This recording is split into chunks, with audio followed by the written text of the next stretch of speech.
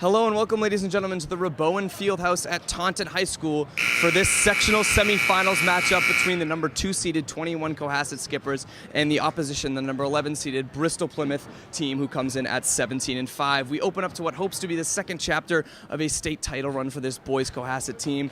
Alongside Dan Toomey, I'm Matthew McCormick, and our filmer Luke Norton. Dan, what are your keys to this evening's game? Well, Matt, we're going to see the Skippers come into this game with a bit of a chip on their shoulders, losing in this same arena last year, falling one game short to their championship run to the TD Garden. We're going to see a bit more bite in their play.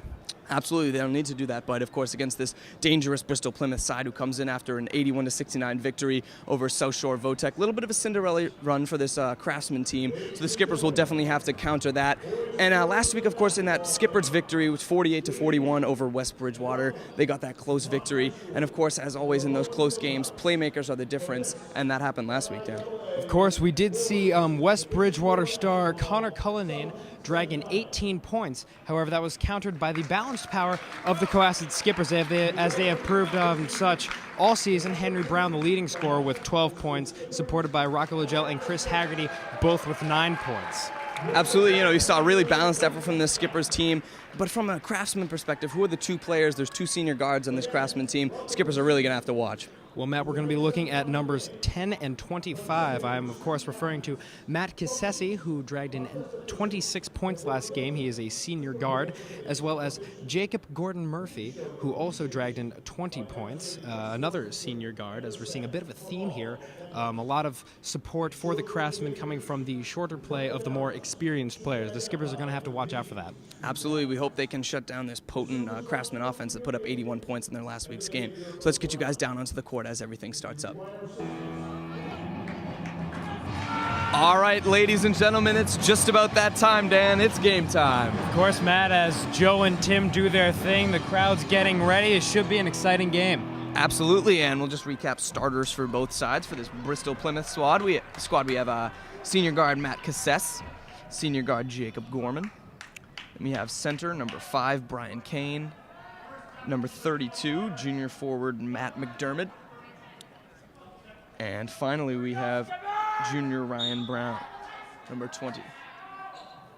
Excuse me, sorry, that was number 35, David Garnett, the junior forward who just took the tip there. Got my numbers mixed up. And for Cohasset, we have our usual 5 starters. Rocco Legel with the ball now. Chris Haggerty out there on the court, alongside Pat Federley, Henry Brown, and Joe Buckley.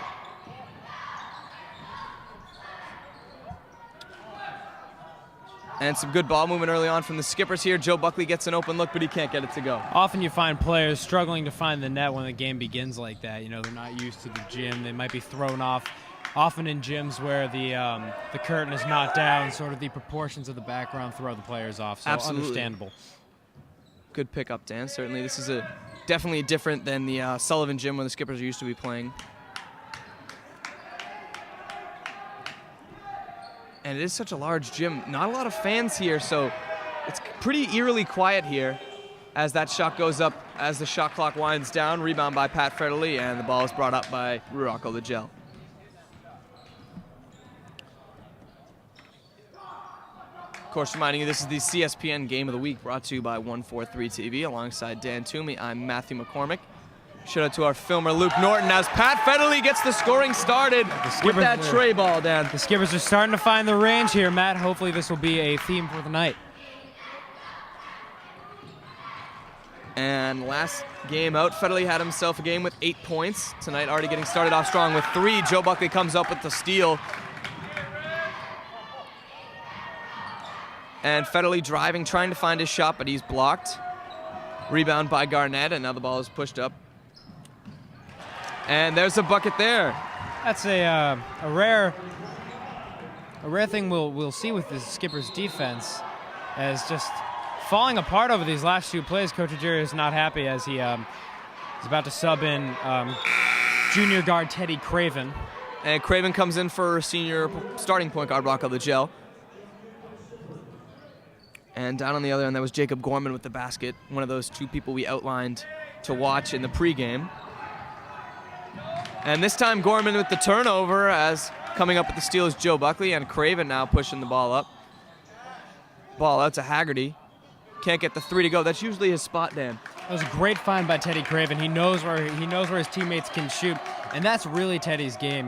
Getting the ball to people who can score. He's not really much of a scorer, but he can pass the ball better than most.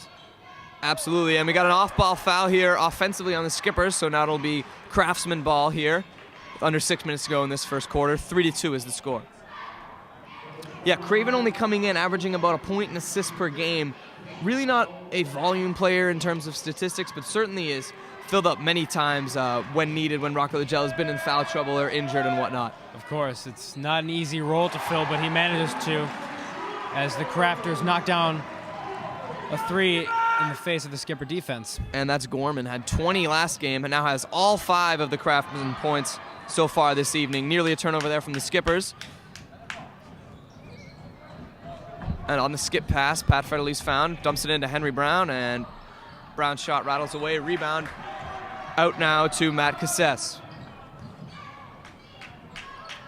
And there's a shot there from Gorman. Can't get the 3 to go. Rebound Chris Haggerty. And Great there's the find. dump in. Teddy Craven, the assist to Henry Brown. What'd you see there, Dan? Well, he's alluding to what I said in the previous play. Teddy can push the ball up better than most players can, and Coach Ujiri utilizes that when he subs him in for star guard Rocco Liddell. And there's a shot from the Craftsman. Front rims it. That was Mac McDermott. Can't get it to go.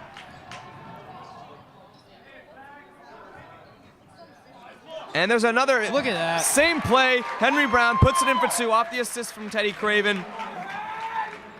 He has been harvesting his talents in JV for these past 2 years, and I think he's beginning to make a name for himself here in the Skipper organization. Absolutely.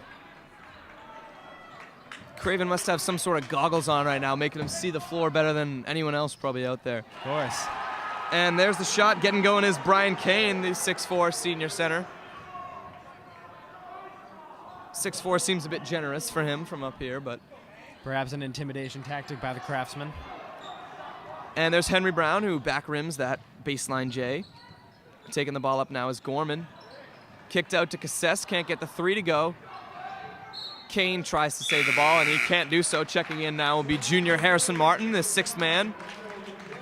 He'll be taking out Chris Haggerty, and then Rocco Liddell will sub in for Teddy Craven as we get our first time out of the game from the Skippers. So 8-7, Dan. And with about 4 minutes left to go in this first quarter, what are you seeing overall just from the first few minutes of this game? Well, I do believe that the Craftsman coach, as we take a look at Bo Ruggiero, talk to his players about different tactics, he cannot be comfortable with this, with the lead that the Craftsmen hold over them. Although that was a great run we just saw by Teddy Craven and the rest of the Skippers, and I believe that the Craftsman coach is aware of the sub's power for the Skipper organization. Bo Ruggiero needs to get his team ready, and perhaps they're a little relaxed over the long drive here, but you cannot be too relaxed going into a game like this. Absolutely, this is the big time right here. Of course, we're seeing closer results usually than the Skippers are used to this season, in that this is a tournament and it's time to turn it up. And maybe the shock value will soon set in to Cohasset from playing a team as low as a seed as the Craftsmen are and falling short to them as that first timeout is called. Yeah, the 6 seed Bristol Plymouth, they beat the 11 seed Upper Cape in the first round, but upset number 3 seed South Shore Votek, score of 81-69 in the second round. So they're certainly capable of taking down higher seeded opponents. And here's Henry Brown, who's been the hot hand early on, and he gets it to go. 6 on the night for Brown already. He's halfway to his average of 11.5. Henry Brown has really proved himself to be, as Rocco Liddell draws the foul, Henry Brown has really proved himself to be an asset to the Cohasset team this year, averaging 11.5 points per game. Just really great performance we're seeing from the captain this year. Absolutely, as Liddell strides the charity stripe here. And he gets his first to go. Definitely an improved free throw shooter Liddell has been since he came in as his freshman year. He really wasn't a great free throw shooter early on in his years, but certainly has fine-tuned that aspect of his game. And with that, I believe, comes an increase in basketball IQ overall and maturity. He's really becoming more of a leader. And I think with that, you start to focus a little bit more on the fundamentals rather than the flashy things as he just about rattles the steal, and the Craftsman turnover. That's just the type of play that makes Rocco Legel the player he is. You know, that energy defensive play, that extra effort in the backcourt, and that's why he's loved by guys like Coach Ruggiero.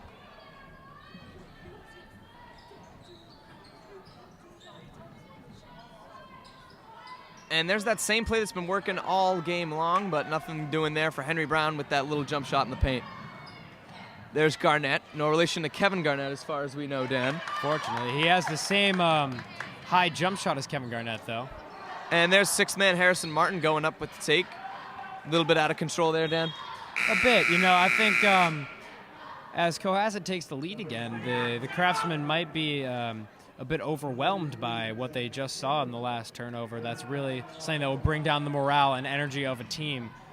They just need to slow it down a little bit and focus as we see the quick release. That's number 40, junior Jaron Frade, who gets on the board. Now at 11-10 is the score here. Jack Chamberlain in the game now for the Skippers, number 33. And Henry Brown with the baseline jumper. 8 points on the night for Brownie.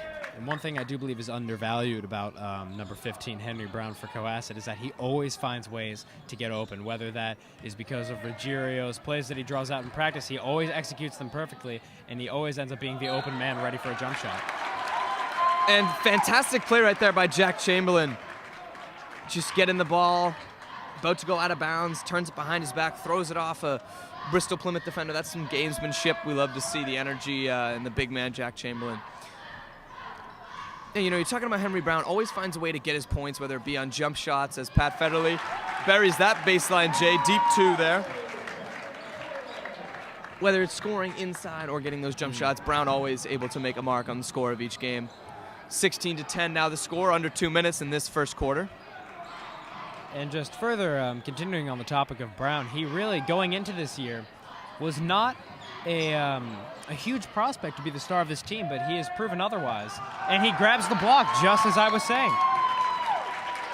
Brown has really had some exciting blocks this season, you know, against Monomoy. Had one last week against West Bridgewater. A little bit of that Dikembe Mutombo blood thrown through his veins, you could say. We don't see the finger wag from him, perhaps not as cocky as Dikembe was.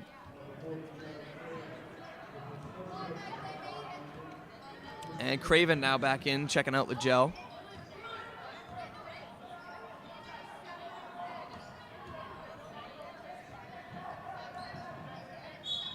Great there's drive. Craven with the drive, and he gets fouled. They'll go to the charity stripe for 2 shots.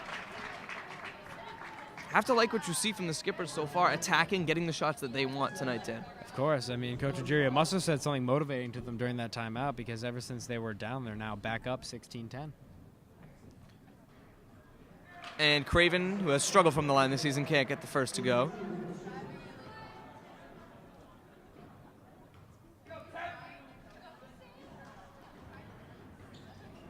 And 0 for 2 goes Craven. Still, Skipper's got a 16-10 lead.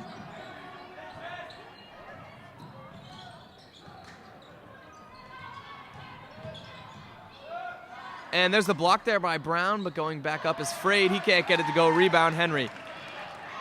And quick ball movement, pushing up here for the Skippers. Patrick Fairley may have gotten away with a bit of a travel there, but Cohasset will gain the favor of the refs.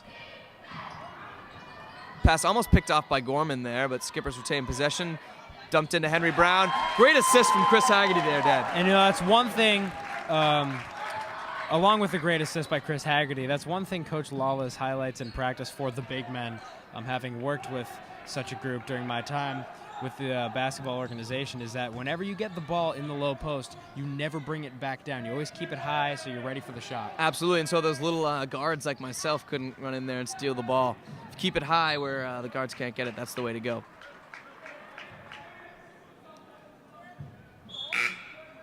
And he received Rocco Legel, taking out Craven, who's filled in admirably for the senior starter. Under 30 seconds now to go, 18-10 the score. Inbounding the ball is Casses, and he gives it to Gorman, who gives it to Kane. Excuse me, that's McDermott. And there's Gorman. Airballs the tray. Garnett with the good save there, but Legel comes up with possession off the hands of Frade. 10 seconds to go now in the first quarter. nearly turned over by Legel, and he fouls subsequently. 8 seconds to go here, and it will be Craftsman ball. Rocco Legel trying not to get frustrated, getting some words from Coach Ruggiero. Hopefully that will not overshadow his play as the game continues on with 7 seconds left in the first quarter. And Rocco comes right back, gets the steal. 3 seconds left, 2 seconds. Haggerty gets the shot up as the buzzer sounds, can't get it to go. 18-10 now the score at the end of the first quarter. Interestingly enough, Henry Brown has 10 of the Skippers' 18. If this kept going right now, he'd end with 40, which would be absolutely incredible. So 10 points already on the night for Brown. Pat Federley's got himself 5, and Rocco Legel with 2.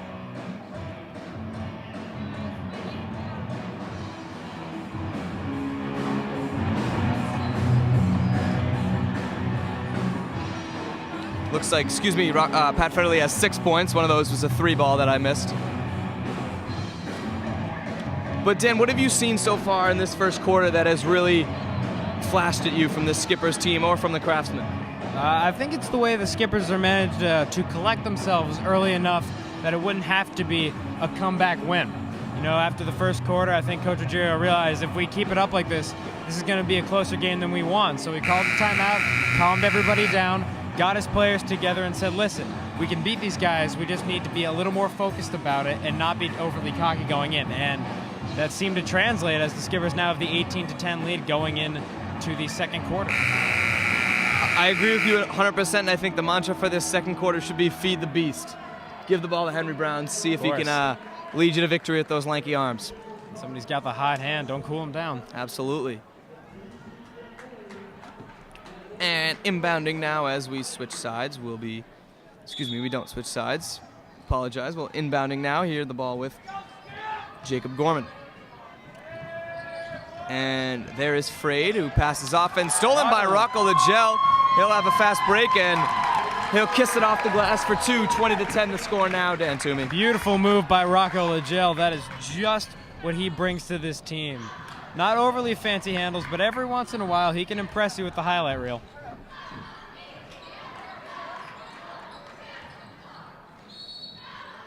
And off-ball foul on number 25, Pat Federley. He looks like he got a piece of Brian Kane there.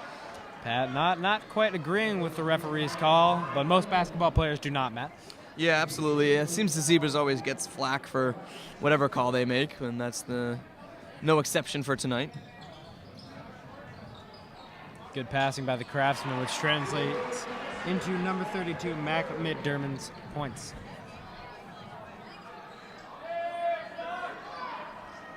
Just reminding you all, this is the CSPN Game of the Week brought to you by 143 TV. For Dan Toomey, I'm Matthew McCormick. Shout out to our program director, Don Royan, and our boy Luke Norton up there filming for us this evening. As the pass from Martin goes to Federley, and he bangs the triple. 8 on the night for Federley. Translating frustration from the previous play to positive attitudes into that 3-ball. Seems Skippers always have an answer basket tonight so far. And there is a rather gross shot from Jacob Gorman there. Cohasset fans giving him flack for that. And there's Raz, who hits the 2. 25-12 now the score. 6 points on the night for the Gel.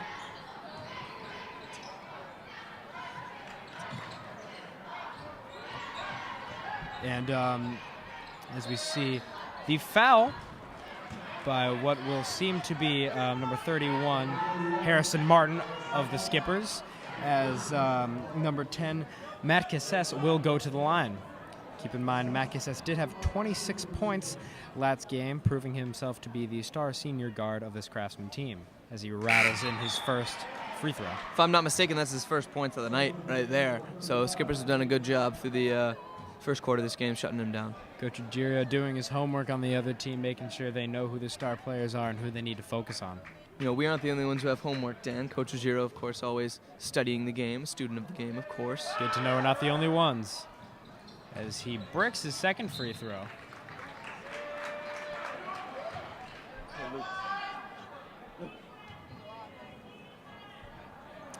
And senior captain Joe Buckley will inbound to Rocco Legel with 6:18 left in the second quarter. Cohasset swinging it around the arc, trying to find the open shot. Mason Martin will take the three and miss it. Cohasset crowd getting a little bit more into this game as the Skippers turn it over. A lot of offensive rebounds from a Skipper standpoint so far this evening. That's been able to help them get this 12-point lead that they currently hold. So a bit of an ambitious three there from the Craftsman. Rocco Legel translating that immediately into a fresh bake, as he so often does. Good defensive play there by number 10, Matt Cassess, but that'll be a jump ball. Skippers retain possession here as 3 new Skippers check in, Dan. And we've been seeing both teams sort of tighten up a little bit on defense as we go in early into the second quarter. Matt, what does that mean for either team?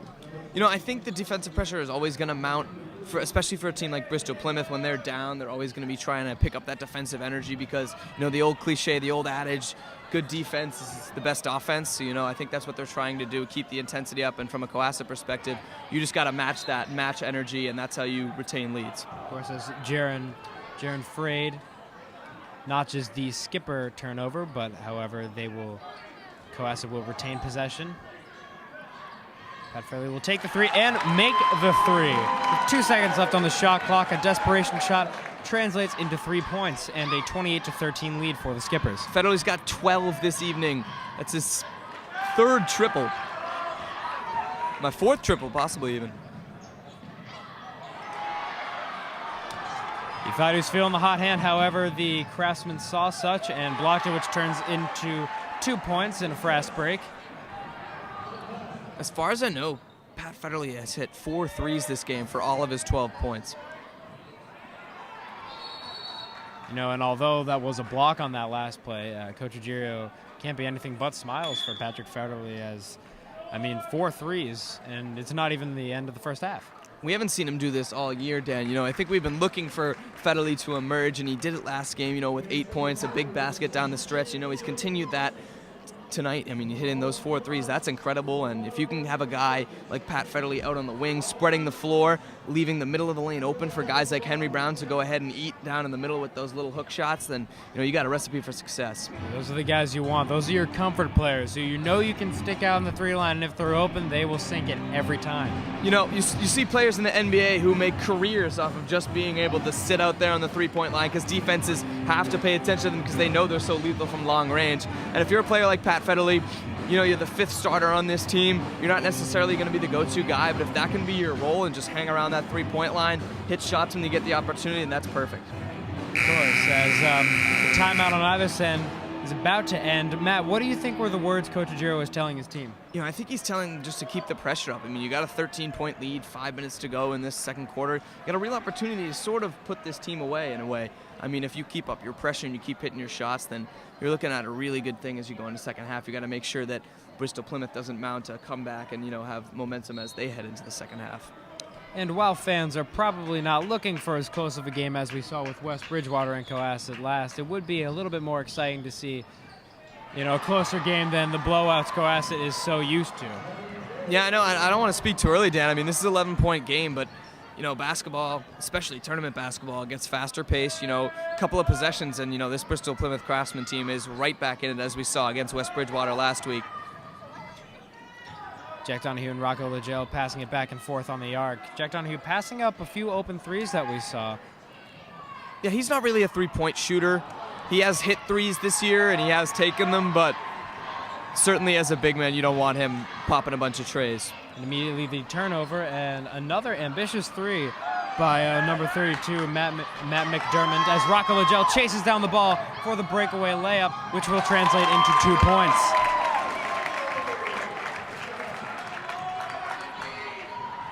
Three players have scored for the Skippers this evening. They have 30 points. Henry Brown with 10, Rocco Legel with 8, and Pat Federley with 12. We're beginning to see a bit of a big three forming here for the Skippers as Joe Buckley, perhaps the final link to that three, along with Rocco Legel and Henry Brown. What do you think they collectively, as a group, in addition to, pardon me, Chris Haggerty, have done this year for the team? You know, I think this is a Cohasset team that you never look at one guy and say, this is who we're going to go with, this is our superstar, like it was in the past with Shane Haggerty and Robert Jones all those years. I mean, you look at the scoring averages this year. Henry Brown led the way with 11.5. And, you know, Joe Buckley, Chris Haggerty, Rocco Liddell, Pat Federley, Harrison Martin, all around 6, 7, 8 points. So, I mean, this is always a balanced attack. Every game with someone new who's leading the charge. You know, a guy like Federley, who maybe doesn't step up most games, steps up one game, and that helps the skippers out. And we're seeing center Brian Kane put a little more pressure on Henry Brown as he notices, you know, Henry's a bit more of a threat than he seems to be to most players. Yeah, definitely. They're both similar players. You know, it's 6'4"-ish. You know, that lanky, strong body type. So if you're going to match up with Henry Brown and someone on this team, it's got to be Brian Kane. Of course, as the Craftsmen are looking for the open shot. However, the skipper defense is tight, and the ball is bobbled around to Garnett. However, it does not go. Rocco Liddell once again pushing it into the fast break, which will be a travel. The Craftsmen seem to be taking, on the other end of the ball, taking a long time to get their possessions and get good shots. You know, we just saw they shot there with about 5 seconds left on the clock because this defensive pressure from Cohasset is just so great. You know, Matt, just stringing off from that, if you could offer any advice to the Craftsman team at this point with a 10-point lead, the skippers have a 10-point lead over the Craftsmen. Could you offer any advice to them as we go into the second half? Well, being a skipper fan, I wouldn't want to offer advice to any opposition, Dan, of course, and wow! Oh, baby Dan Toomey, we just got invited to the block party.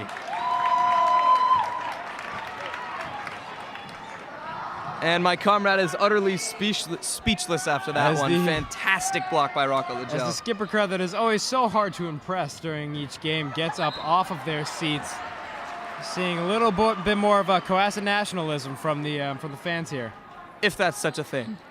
But back to your point, I mean, what does Bristol Plymouth do to get back in this game, Dan? I think you have to rely on your two stars. I mean, 46 points combined last game for Cohasset and Gorman, numbers 10 and 25. Here's Gorman with the ball right now. You really have to lean on your stars when you get down, and I mean, they're only down 10 points. I would say just keep driving on the hole, keep doing your thing. Don't take shots like that, and maybe you'll get back in this game. A bit more frustration setting in here for number 25, Jacob Gordon, who must be disappointed with his play thus far. I mean, his entire team has scored as many points as he scored last game, and he has not been that large of a factor for them. Yeah, you know, he had 5 points, and I think they all came in the first quarter. He hasn't scored since. Cohasset only has, by my tally, 3. So, I mean, when your big stars are combining for, 8 points approximately, then you're not in a good spot. As Cohasset will take it out, senior Chris Haggerty will inbound the ball. Just about a minute and a half left in this second quarter. I'd like to remind you all, this is the CSPN Game of the Week brought to you by 143 TV. Shout out to Luke Norton filming. I'm Matthew McCormick alongside Dan Toomey. There's the steal from Cohasset.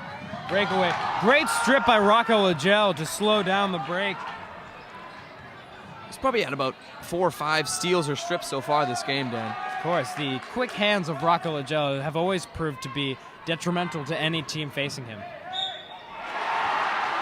It's the and one by number 25, Jacob Gordon, getting a little bit more of that energy that I believe that he lacked a few minutes ago. You know, that's just a star play right there. I mean, driving down the lane, Henry Brown, 6'4", lanky arms, playing him straight up, completely not fouling him. He just finishes through the contact, gets himself to the line. That's the type of play this Craftsman team needs if they hope to get back in this one. Plays like that are, as the and one translates, plays like that are indeed what gets a crowd up off their feet, what gets the bench up off their feet, and what really raises the morale for the Craftsman team. No doubt. You know, big plays like that, momentum swingers, those are really the plays that turn games around, you know, whether it be a big deep three or an old-fashioned three-point play or a big steal. That's what matters in tourney time. As Chris Haggerty misses the three, which will almost a steal by senior captain Joe Buckley. However, that will be a foul committed on number 25, Jacob Gordon.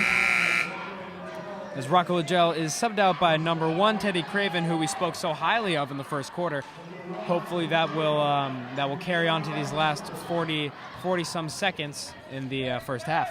Yeah, no, Craven comes on. Liddell had a little bit of an unnecessary foul there, sort of a waste, but shouldn't come back to on the skippers in more ways than one. And travel is called on the Craftsman, which will turn into a skipper inbound by senior Joe Buckley. Buckley's been very quiet tonight, hasn't got on the score sheet, but as always, you don't need every player to score for the Skippers team.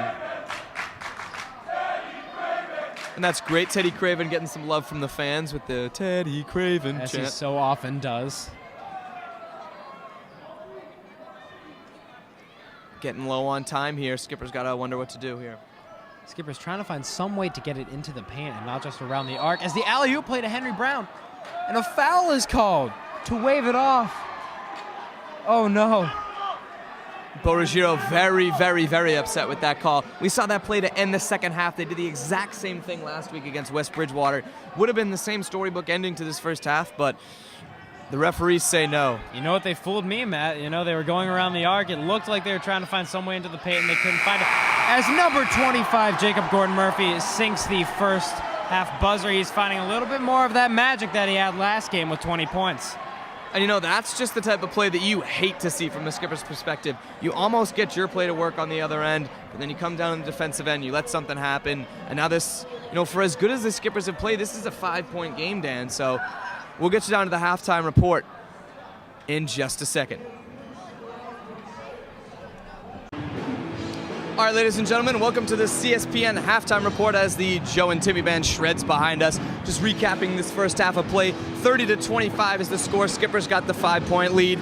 Dan, overall, what was your impression of that first half? Oh, you know, we're seeing it a little more even-sided as we go into the second half. But for most of it, the Skippers have been managing to control the court and control the morale.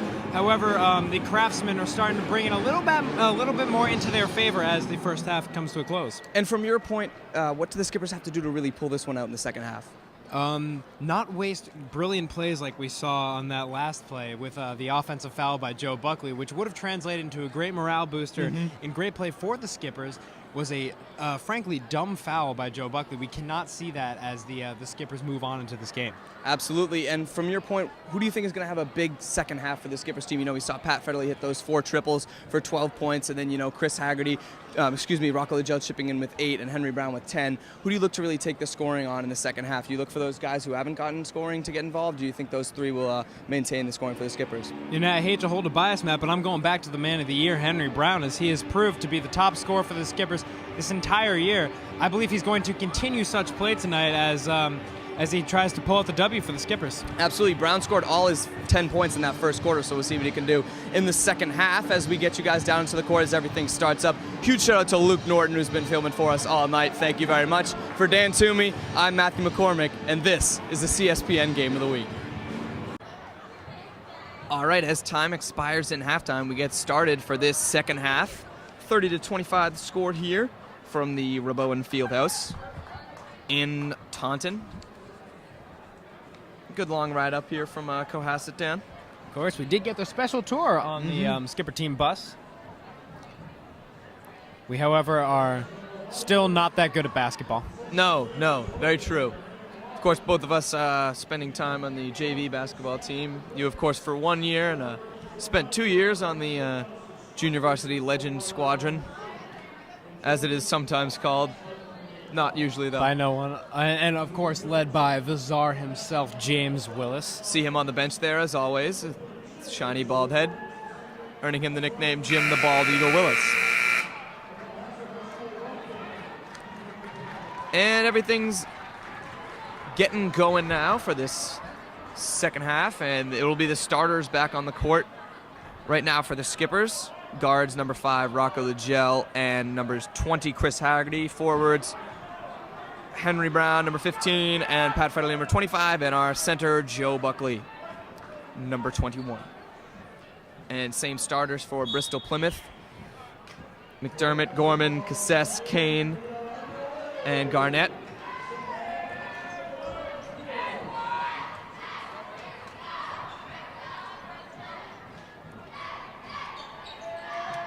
And from the early going here, Skippers just working it around here with about 10 seconds left on the shot clock. Pat Federley with a great pass to Joe Buckley. Buckley takes it up, looking for his first points of the night. Can't get it to go. Ball's out of bounds on Garnett. Looks like it was out of bounds to Cohasset, so it'll be Craftsman ball. And Joe Buckley a little upset over that he did not get a foul call there. As Coach Ruggiero asking him why he took that shot, Joe Buckley responding and claiming that he was fouled. You think that Buckley's frustration over the referees is affecting his play this evening?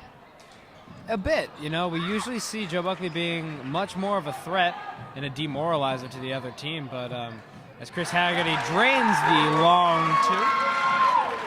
But going back to Joe Buckley, of course, he usually is the emotional leader on this team, very high emotion player. Rocco Joe with the steal, but Joe Buckley always barking out different plays and whatnot, and usually the other team, the skippers look to him for guidance. Still good to have him banging down there, down low nonetheless. And on the defensive side, Rocco Liddell's probably got 5 steals this game. He's been playing great. Great pass there by Chris Haggerty. He hasn't put up a lot of points tonight, but definitely good passing from Hags, number 20 out there. Of course, which translates into the and one, as Henry Brown will go to the line.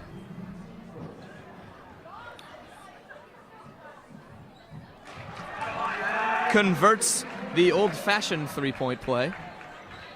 13 points in the night for Brown and a 10-point lead for the Skippers, 35-25 in this third quarter. Rocco Joe with another steal and then ruined by a foul committed by number 10, Matt Cohasset.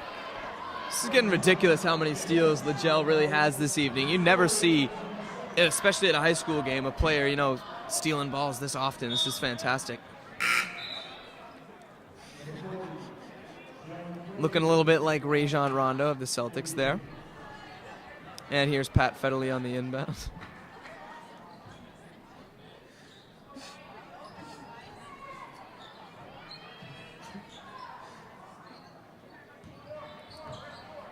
And Federley jacks up another triple, can't get it to go.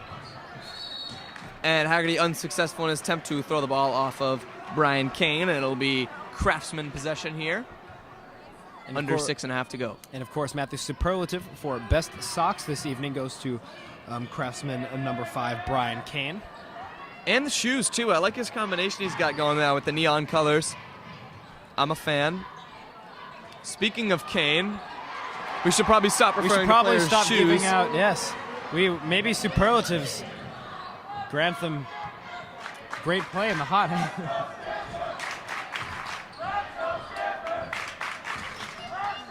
Of course, Rocco Joe with the hot hand superlative of the night. Possibly comes from his days as a football player. Yes, definitely. As Henry Brown gets it to go.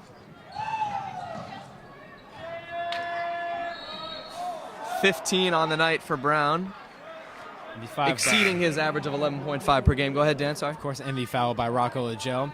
And she will be subbed out by number 1, Teddy Craven. Yeah, at halftime, team manager Christian Cunny came up here and he was telling us, about how Rocco Liddell and Pat Federley were in foul trouble. And, you see Liddell picking up another foul there. That looks like his 3rd of the evening, so you worry about that moving forward, but certainly you feel safe with a guy like Teddy Craven. And ladies and gentlemen, what can Brown do for you? Just that. Fantastic block by Henry Brown, pins it up against the backboard. Great job by number 15, Henry Brown. That has been a theme this year for him as he regains his own steal. Unfortunately, that does not translate into another point and a foul on his part. However, though, great block we just saw from him. Gets the skipper crowd off their seats. We've seen fantastic individual defensive plays, from guys like Henry Brown and Rocco Liddell tonight, Dan. Of course, but this is nothing short of expected for them. They're always, as unfortunately Henry Brown commits a foul on number 35, Garnett of the Craftsman. They usually are the leaders this team looks to, and although Henry Brown initially wasn't even going to be considered a captain this year going into the season, however, he did edge out that 4th spot. Yeah, definitely. A player like Henry Brown, not always a rah-rah kind of guy, not someone, who's going to make a speech to a team and whatnot, but he's certainly one of the leaders of this team, both on and off the court. As he is subbed out by senior captain number 21, Joe Buckley, looking to regain some energy of his lazy play we've seen today. Mm-hmm. Buckley looking for his first points of the night, can't get it to go. And we got a foul there. Looks like Jack Chamberlain with the off-ball foul in pursuit of the rebound. And just correcting my previous sentence, Joe Buckley, lazy play would not be the way to describe it. Rather, he always gives 100%. However, that always does not translate into baskets. You know, he does always play lockdown defense on his defenders, and he's always giving high energy to the team. However, that doesn't always translate into flashy plays and lots of points as number 35, Garnett, scores. Garnett maybe heating up there with back-to-back baskets. It's a 5-point ball game now, 37-32. Just about halfway through this third quarter. Yeah, you know, talk about Joe Buck, guy who led this team in rebounds this season, averaged about 7.5 points and 6.5 rebounds, so certainly a solid member of this team. Maybe just not his best effort tonight, but Skippers are managing just fine.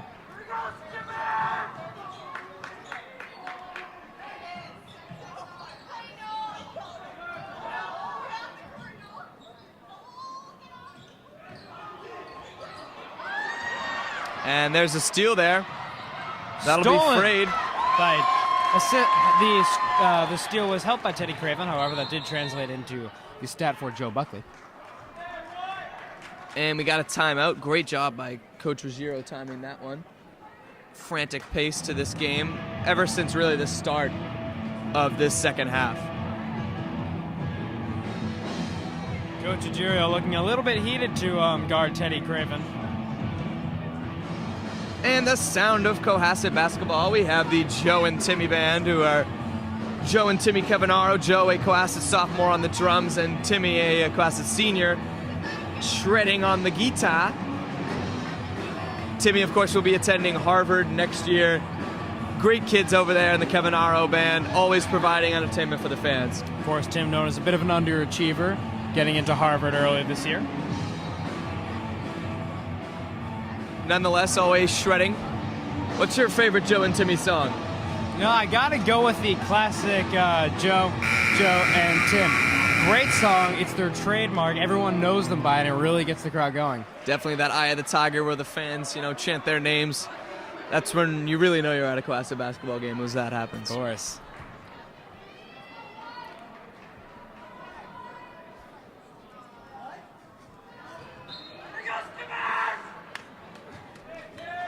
And now Rocco Lagel still sitting down with those 3 fouls, so Teddy Craven remains in the game.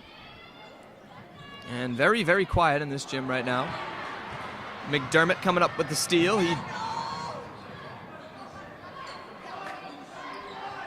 And there he is. It's Gorman, who's heating up.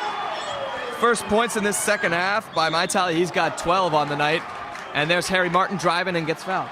If I was the Skippers, I'd be worried. I mean, usually Coach Ruggerio's timeout speeches usually get everybody going. He's a little bit aggressive, usually gets everybody a little more pumped and angry for the game, but their lead has been cut to just 2.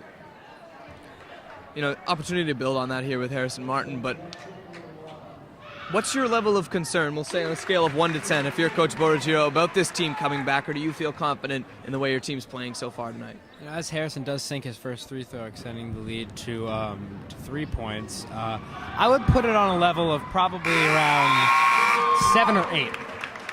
So you're very concerned then, Toomey. I would be concerned. I mean, this team, they aren't supposed to be here. They have based their entire play this postseason off of upsets. And if they were ever to notch out a win, which hopefully they will not, that would be considered an upset which they have so famously produced their past couple of games. As an and one play brings them right back into this by Garnett. Definitely. 39-37 now, a chance to make it a 1-point game for Garnett, who's really been on fire the past probably 5 minutes. 6-foot junior forward. Strides to the line, trying to make this old-fashioned 3-point play. Can't get it to go. And great hustle play by Joe Buckley there, getting the board. And once again, that's what I was explaining earlier. What does Joe Buckley bring to you? He brings to you raw hustle. It's not always going to bring in the flashy plays or the stat sheet, but he will get it done for you. And classic crowd now getting into it, the Let's Go Skippers chant. Jack Chamberlain gets the ball dumped down into the post with 9 seconds on the shot clock. It goes out of bounds off the hands of Jacob Gorman. To remind you all, this is the CSPN Game of the Week, brought to you by 143 TV. Shout out to Luke Norton on the camera. For Dan Toomey, I am Matthew McCormick. Hope you enjoyed our first episode of CSPN. We'll be coming out with the second episode at the end of March as Teddy Craven travels, and that's the turnover.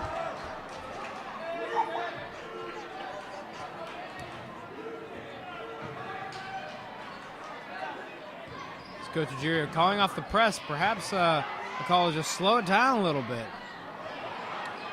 Yeah, I think when you're in the lead, you always have an opportunity to slow the game down. And I think the skippers would benefit from that. They seem to be making some mistakes as Chris Haggerty gets trapped. That's rare to see the skippers fall into a trap like that, as they are so famously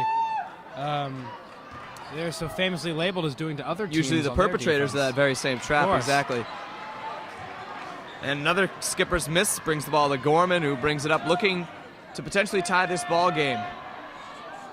And there's Gorman, the three for the lead. Gets it to go, and it's a 1-point lead for the Bristol Plymouth Craftsmen, 40-39, under 2 minutes to go in the third quarter, Dan.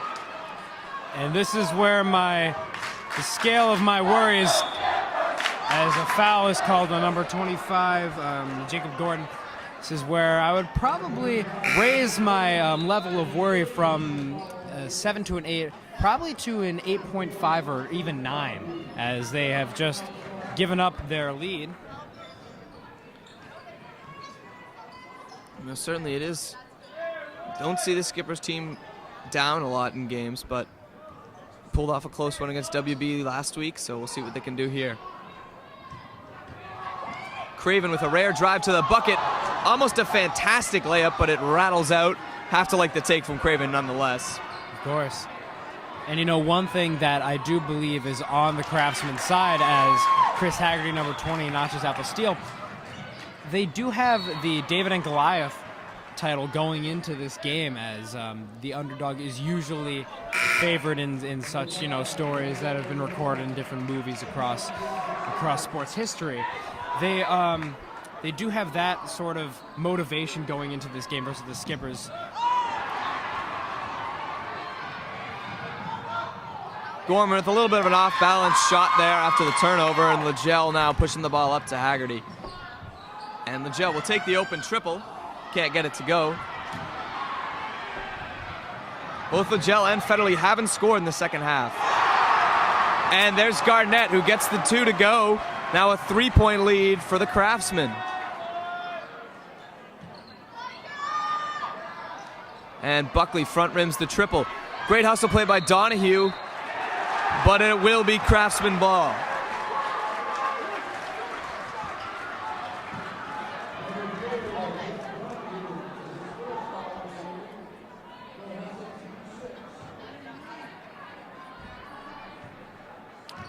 And now McDermott passes to Cassess, excuse me.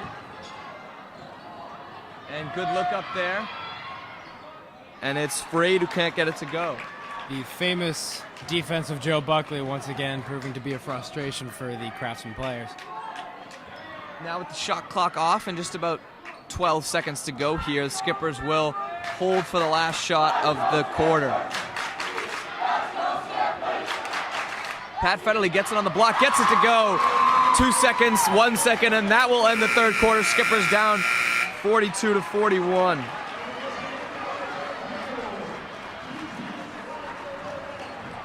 Going into this fourth quarter, Matt, looks like we're seeing another West Bridgewater story. A bit too close for comfort for Cohasset, 41-42 going into the fourth quarter.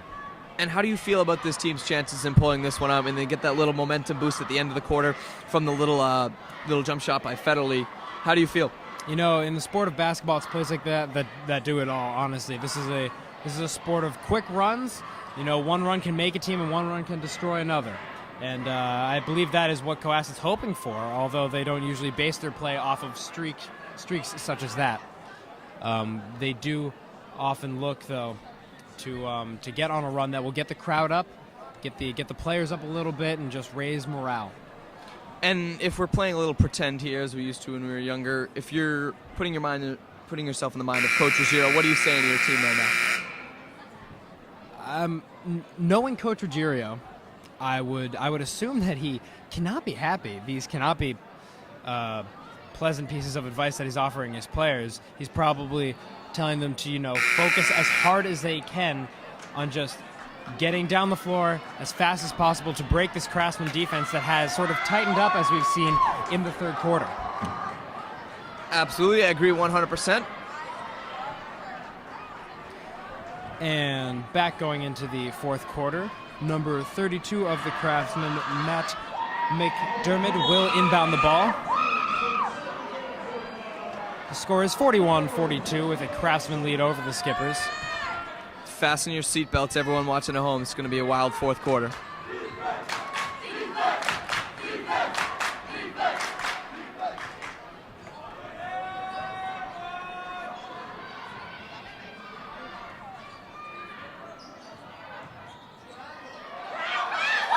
And Matt, as the Craftsman cannot translate on that last basket, what do you think Cohasset needs to look upon to get their lead back into this fourth quarter? They have to do things exactly opposite of what they just did, was just turn the ball over.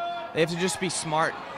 They're more naturally talented than this Craftsman team. They just have to play like they have been playing all year long, and I think they'll be fine. I have faith in this squad. As Rockwell Joe once again pushes it down the court, Henry Brown swinging it over to Chris Haggerty. Chris Haggerty will take the three and make the three. That's how you really get to teams like this Bristol Plymouth team who are attacking and are so active on the defensive end. The more you pass, the more it stretches the defense out, the more you can get open shots like Chris Haggerty right there. Just like that, you hear the crowd get a little bit more into the game. We got ourselves a ball game here, Matt. Absolutely. Skippers now got the lead again, 44-42. As Joe Buckley is called for the foul on number 10, Matt Cohasset.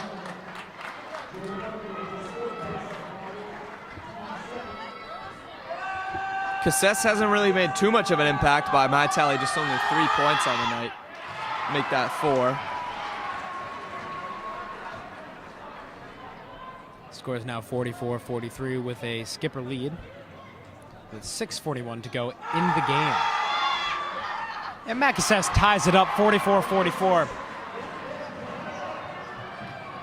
Keep in mind the Skippers do need to stay out of foul trouble here. They have 7 fouls, 3 more than the Craftsman team. Can't let frustration overtake their game as they swing it around the arc. It's a great point, and going forward, the Craftsman will be in the single bonus already, so Skippers have to be smart. Pat Federle takes the three, makes the three for the 4-point play. Astonishing, Matt. He has been Ray Allen-esque today. On fire, con fuego, whatever language you want to say it in, Pat Federle is lighting up this gym tonight. 4 threes, and he's got a chance for a 4-point play right here. Fantastic play by the junior tonight. Pat Federle translating it, scoring 4 points in 1 play for the Skippers. Open 3. Will translate for number 25, Jacob Gorman. Score is now 48-47, 6 minutes to go in the fourth quarter. This is what I would assume to be a nail-biter, Matt. There's the answer right there. I think the Skippers maybe got something going with the 4-point play. Gorman says, nuh-uh, rains his own 3. As Gorman will translate the 2 points after his own steal on Joe Buckley. The score is now 48-49 with a Craftsman lead. Joe Buckley with his first points of the game, couldn't come at a better time. The leads are trading back and forth, Matt. One cannot give the upper hand to either team at this point. Yeah, no, definitely. This is what the Skippers attack is all about. Bit of a circus. And looks like maybe we had technical there. Might have been on Joe Buckley on that far side of the court. I didn't really see it. It looks like it was. Some shoving there from what I saw between center Brian Kane of Bristol Plymouth and Joe Buckley.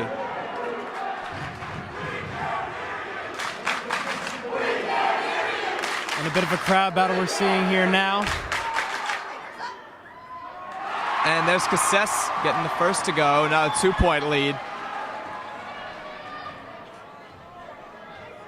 Coach Ruggiero very upset with the referees. Joe Buckley just cannot let his emotions overcome him as he so often does, usually getting into different scraps with other players. to be fair, without the luxury of instant replay, we don't know exactly what happened there, but from what the referees indicated, you know, Buckley definitely was out of line, but we don't know. Great pump fake there by Cohasset. Matt Cohasset is on fire, ladies and gentlemen, with another 2 points for the Craftsman. The Craftsman lead is extended to 5 points with 5 minutes to go left here in the fourth quarter. Cohasset's thriving on that bank shot, but I think the Skippers are still in this thing. No worries here. Chris Haggerty will take the three, will not translate. You know, it's absolutely excruciating to watch these games as a fan and a commentator. It really is. Matt, my worry level is now at probably 15 on a scale of 1 to 10. Skipper trying to get their team a little bit more into the game. And Cohasset will take it down low, and the Skippers need to find a way as Coach Ruggiero appropriately calls the timeout. Matt, what is Cohasset looking for going into these last 4 minutes and 30 seconds of the entire game? You know, they're just in what I like to call a funk. I mean, this is uncharacteristic for them to let an offense just sort of tool at their defense to get whatever they want. They just need to get their heads right, clamp down, listen to what Coach Ruggiero says. He knows what he's saying. I think this team just needs to get their act together. And, you know, these 5 guys who've been so good for the Skippers for the entire season just need to figure it out and get the job done. I think they will. Harrison Martin looks like checked in the game for Chris Haggerty, so maybe putting on one of the better scorers of this team, a little instant offense off the bench might help. Of course, you know, everybody knows Harrison is a shooter. He will provide you points when he gets the hot hand, as we've seen him do so often this season. And Joe and Timmy playing a little Blink 182 to get everybody in for this last 4.5 minutes. 4.5 minutes in a basketball game is an eternity. So 7 points right now, far from insurmountable. I think this Skippers team, if they put their heads on, they'll be able to fight to the finish. As we all have our fingers crossed that the Skippers will pull it out, we go back into the fourth quarter. The Craftsmen with a 7-point lead over the Skippers. Cohasset has 8 fouls, that is 3 more than the Craftsmen. Joe Buckley is checked back into the game and will inbound the ball to fellow senior captain Rocco Logel. 5 on the floor right now, the 4 starters plus Martin in for Haggerty.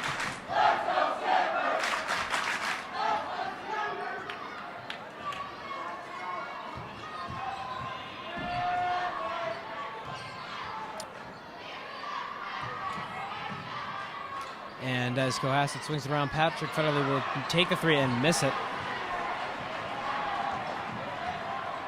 Number 10, Matt Cohasset will bring it back up, swings it to number 25. And interesting to see, Matt, we have seen a bit of a swing for Matt Cohasset from his play early in the game as Garnett scores 2 points, extending their lead to 9. What do you think did it for Matt Cohasset? You know, I think that second half, you know, that shot by Gorman right before the end of the first half really just turned the tide for everybody on this team. And, you know, I think as a leader, Cohasset sort of, you know, looked himself in the mirror proverbially and, you know, got his mind right. That would have probably ended the game right there had he hit that 3 ball. 9-point lead now, 3.5 to go. Of course, the Skippers trying to hang on here. 3:25 to go. Jump ball called, to the dismay of Coach Ruggiero. Fans are clamoring for a foul, as is Coach, but it's a jump ball. The Skippers get the possession, it looks like here. But the possession arrow now switches to this Bristol Plymouth team. Rocco Logel will inbound the ball for the Skippers. 3:22 to go here. New Brown will take it from the block and make it.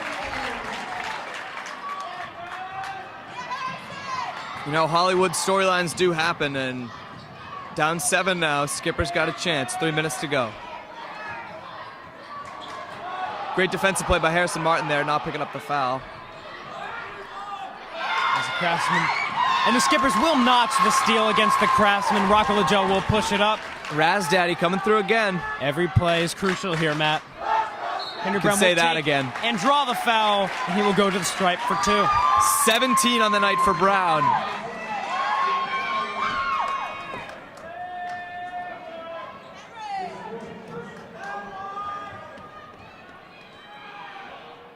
And his first free throw converts, as we hear the famous whoosh from the Cohasset crowd. And Uncle Mo is turning on to the Cohasset side right about now. We'll see what happens here. Rocco Joe with the rebound against the Henry Brown miss on the free throw. 6-point lead now, 2:45 to go. Someone looking around, sees Chris Haggerty open for the corner three. He will take the three and miss the three. Just hear sighs and groans every time one of those shots goes up. Number 25. What would have been a dagger is now missed by the Craftsman. Craftsman probably should stop trying to go for daggers and just take what's there. Chris Haggerty misses the wide open shot. It's shots like that that are probably more intimidating than most contested shots. Very true. And Skippers catch a huge break right there. Huge break. And Joe Buckley will inbound as a travel is called on number 25, Jacob Gorman, which will hopefully be to the dismay of the Craftsman as Joe Buckley will take it and convert from the paint. And Joe Buck coming through. You know, we've sort of been ragging on him this game. Hasn't really come through, but right there, 2 huge points. Now a 4-point game with 2 minutes. You know, it was a 9-point game a minute ago, and now the Skippers come through like this. It's crazy. And of course, the oldest member of the Buckley family coming up big in pressure, as he always does.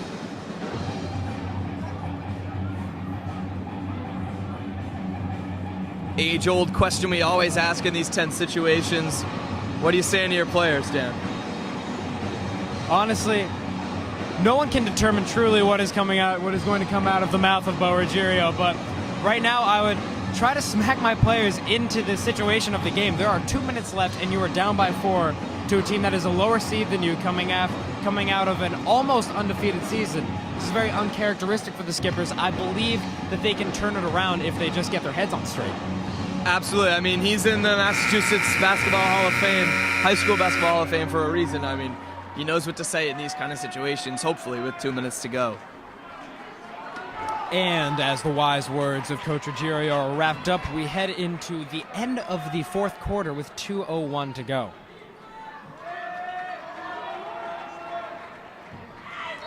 The Craftsman will inbound, which is countered by the Skipper press. Rocco Joe trying to get the steal, but unfortunately does not. Very close, and that's the aggression you like to see. Just no fouls here because Bristol Plymouth is in the bonus. As the clock slowly ticks down. Almost a steal there. Scrappy defense we're seeing here from the Skippers. That is an offensive foul by the Craftsman, which will translate into the Joe Buckley inbound. You saw the official signaling for warding. It looks like Gorman was sort of pushing off with that left arm, it looks like.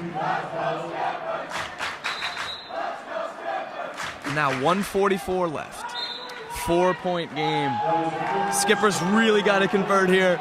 This is insane. I can't imagine what the players are feeling. I'm sitting up here in the stands. I'm about to go crazy. It is hard to stay commentating and not just get up and cheer with the rest of the Skipper crowd at this point. You just want to get them going as much as possible, Matt. I'm just going to be fair warning if I yell into the microphone. And Henry Brown with 2 points. Cuts the Craftsman lead to 2, 57-59 with 1:30 to go. I cannot. And the steal by Rocco Legel. He brings it down the court. This is insane, baby. 1:20 to go, 2-point game, 59-57. Skippers got the ball. Henry Brown now with 20 points on the night. Rocco Legel with probably 10 steals. And so close there from Brown. 1 minute left, and the open shot by number 40. Jaron Frade. The Skippers looking for an answer as they come back into the court as the last minute of the game comes down. Chris Haggerty will take the 3 and miss the 3. Deliberate foul by Harrison Martin on Garnett. The score is 57-61. The Skippers are down to the Craftsman with 53.7 seconds left to go. You know, you see Federley checking in now. All the 5 starters in for Cohasset, down 4. You know, shooting a 1-and-1 here will be Garnett. I mean, nothing you can say. Nothing you can say. You just got to hope he misses, hope you get a quick shot.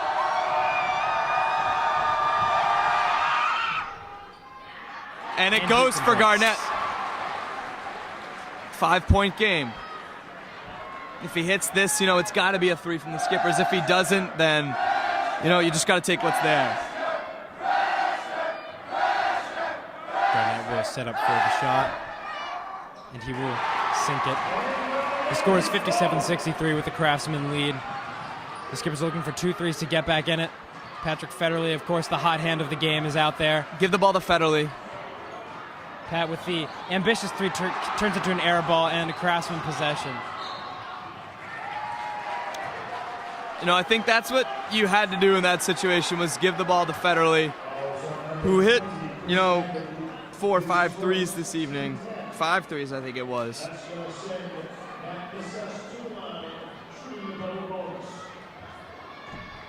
Now in the double bonus here, it's 2 shots. About a half a minute to go here, Matt. And he converts. Dan, I hate to say it, but that looks like it just about does it. That is a dagger in the hearts of the Skipper fans this evening. In fairness, though, this Bristol Plymouth team played a fantastic game. They just had more than the Skippers in the second half. And there's Rocco LaJoe with a fantastic and one. Hold your horses, ladies and gentlemen. 59-64. Rocco LaJoe says it ain't over yet, baby. Pardon us on that. We were getting a little too morose with 38 seconds left to go as Rocco LaJoe sinks the circus shot off the top of the backboard. Yeah, if you think these 4 seniors are going out without a bang, then you're mistaken. Converts. 60-64. Matt, this game isn't over. It's really not. 33.3 seconds left, down by 4. You'd have to see a little bit of a miracle, Dan, to come back, but by all means, it's not over. I spoke too soon. And Matt, just looking at either side discuss their strategy in the timeout, what do you think is running through the players' minds right now? I think they're so locked in, they don't even have anything. It's like that SpongeBob episode, clear your mind of everything but fine dining and breathing. I think the Skippers have cleared their mind of everything but great basketball and breathing. Of course, a great episode recollected by Matt McCormick. It's the first thing that came to mind. I apologize, Dan. A lot of this broadcasting gig is impulse, so that's what you got to do. No reason to apologize as we start to ease in to 33.3 seconds left in the game. 60-64, Craftsman 4-point lead over the Skippers. I apologize in advance if I scream into the microphone or I'm silent for a long portion of time. It's hard not to be a fan. I've been accustomed to that my whole life. The Skipper press.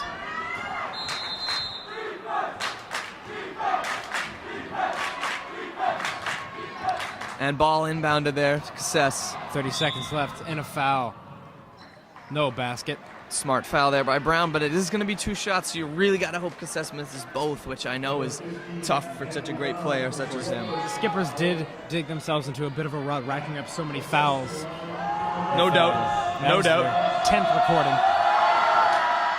And Matt Cohasset will sink it, extending the lead to 5. Even if Cohasset hits 2 here, a quick 3, then you get a steal, and then you see what happens. I know it's a lot to ask, but it's not out of the realm of reality. Got to go for a 3 ball here. I'm mistaken. That's the way to do it. Just get points when you can get them. Didn't look like a foul there, to be entirely honest, from up here. But LaJoe strides to the line, nonetheless, looking to add to his 8 points.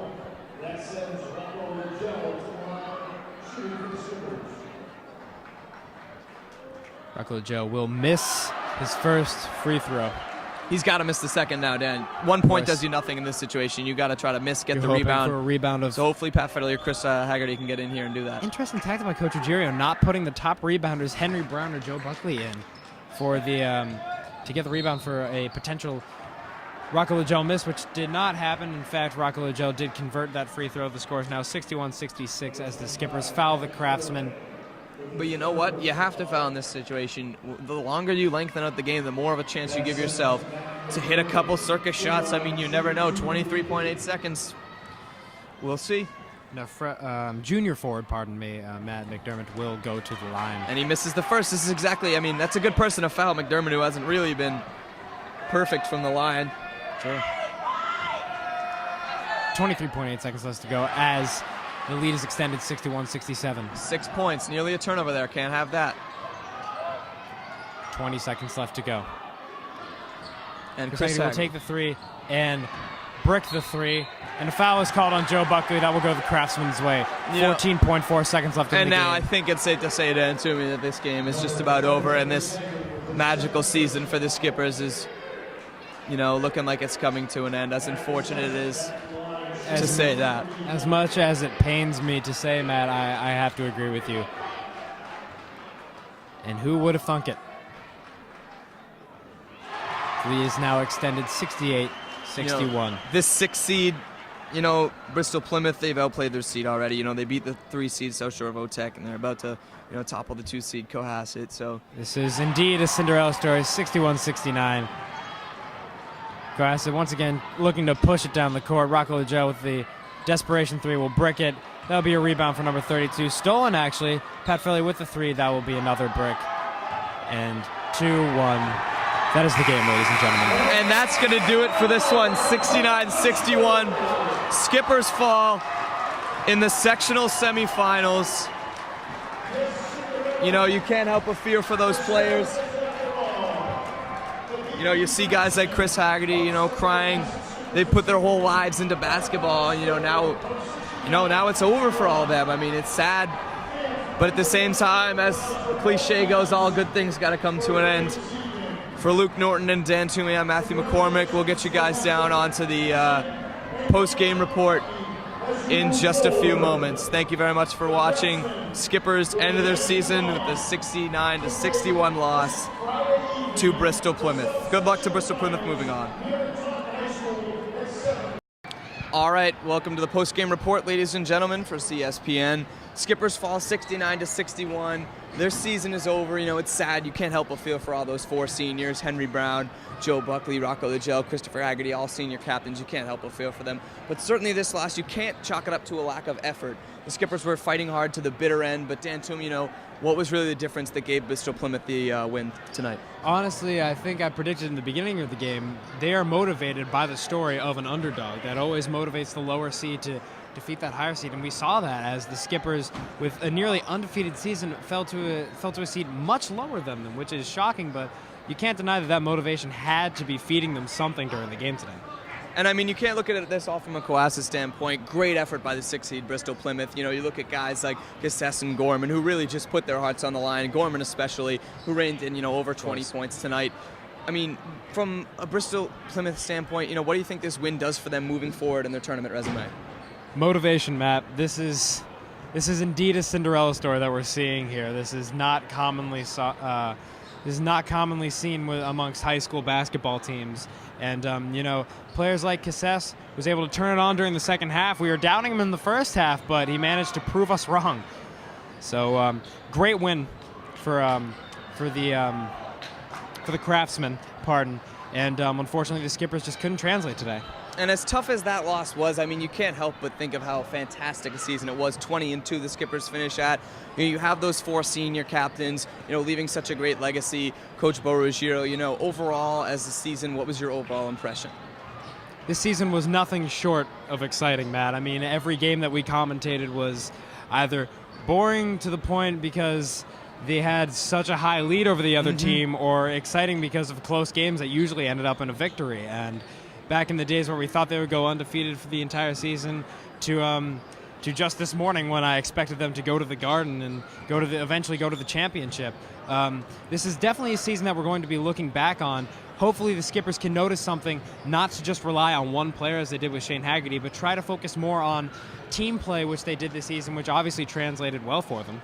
And looking ahead, no trip to the Garden this year, no trip to the DCU Center for the state finals, but you look at this team next year, they're going to come back retooled. Pat Federley had a fantastic game. Looks like by my tell he had 18 points on the night. What are guys like Federley and Chamberlain and these juniors coming up in the future, and Craven also, what are they going to bring to the team next year, and what can we expect from the Cohasset Skippers in the 2014-15 season? Well, to quote fellow CSBN correspondent Cole Morrison, they have a great future for this team. Play like this, that really shines a bright future for the Skippers, as Pat Federley once again proving himself to be an asset to this team. Teddy Craven subbing in for Rocco Legel, once again showing that he can provide that type of leadership that they need on the court in the point guard position. So great future for them as far as I'm concerned. Absolutely, and with the hockey team following this weekend as well, this is the last CSPN game of the week of the winter season for you guys. So I'd just like to give a huge shout out to Luke Norton. Thank you for coming down to Taunton and filming with us. Big shout out to our program director, Don Roy. And of course, my man Dan Toomey. As tough as that was, we stuck through it. I'm Matthew McCormick. This is the CSPN Game of the Week.